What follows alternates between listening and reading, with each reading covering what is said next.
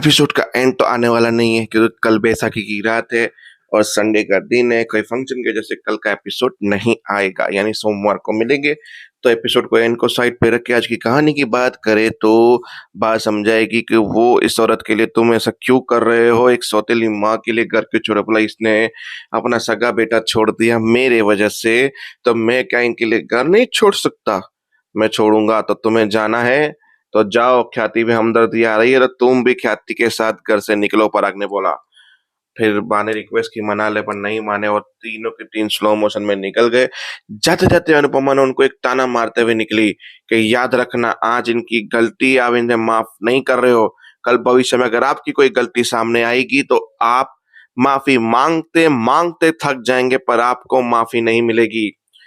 उसी पल राघव वहां से गुजरा था सब्जी लेने के लिए, पर राघव को कोई सब्जी नहीं दे रहा था क्योंकि सब उसे क्रिमिनल की नजर से देख रहे। रास्ते में एक बुक की दुकान दिख गई जहां हर फोटोज फ्रेम में पराग के फोटोज थे, हर किताब पे पराग की वाहवाही थी, गुणगान थे।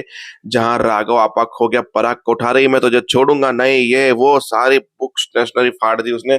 और कुछ लोगों ने मिलकर उसको पीट दिया कि साले गुंडे क्रिमिनल, यहाँ दोबारा दिखना मत, निकल यहाँ से। फिर वो सारे पराग के फोटो लेके बोलता है कि मैं तुझे छोड़ूंगा नहीं, पराग को उठा रही।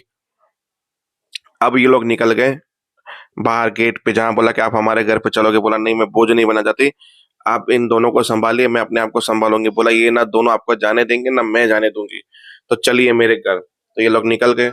अब आते हैं ईशानी के पास, सिगरेट पकड़ा के बोला किसकी सिगरेट है।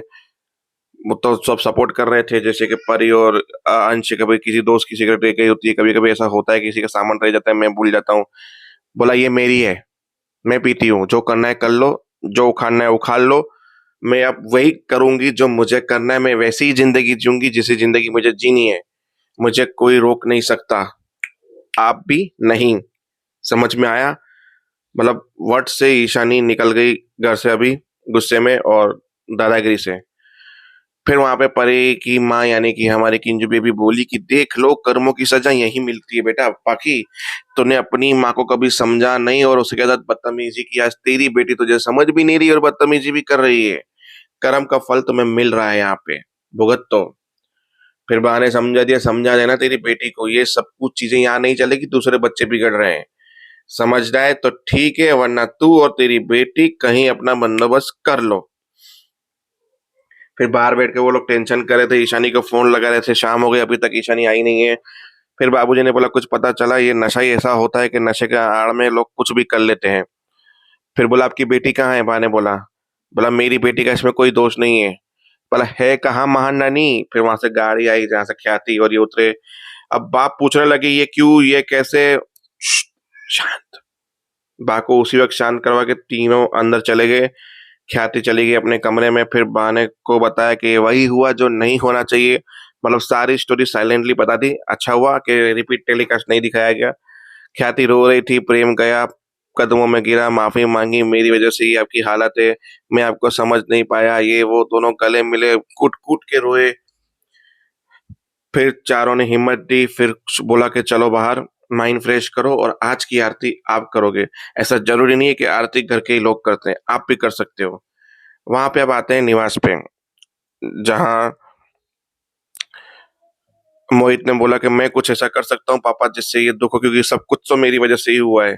पापा बोला था, बड़ा खुश हो गया पापा सुनकर और गले लगाया, ये वो। फिर सबसे गले मिला और गौतम से गले मिलते ही गौतम ने बोल दिया, बेटा मैं तुम्हें जीतने नहीं दूंगा, तू जिस इरादे से आए हो वो इरादे कामयाब नहीं होने दूंगा। बोला मैं किसी की जगह लेने नहीं आया हूँ, मैं सिर्फ इस घर में मेरी जगह बनाने आया हूँ। फिर गौतम ने बोला प्रेम सीधा था, जिससे मुझे खतरा बिल्कुल भी नहीं था, पर इससे खतरा है। इससे खतरा है मतलब इससे इस घर में रहने नहीं देना है मुझे, किसी भी हालत में रहने नहीं देना है मुझे। तो इसका जुगाड़ मुझे करना पड़ेगा। एक विलन दूसरे विलन को काटेगा तबीयत से। अब पराग कमरे में बैठ के रो रहा था, ख्याति को याद आ रही थी, ख्याति को निकाल दिया। फिर अनिल आया, उसे संभाल रहा है, गले लगा रहा है, हिम्मत दे रहा है। वहां आरती शुरू हो रही है। फिर अनिल मना कर बाहर लेके आता है, तो बाहर यहाँ पे भी आरती शुरू होती है। तो कुंज बिहारी की आरती पे आज के एपिसोड का डी एंड होता है। फिर आगे देखते हैं आरती के बाद क्या होता है। अब तक के लिए जय हिंद।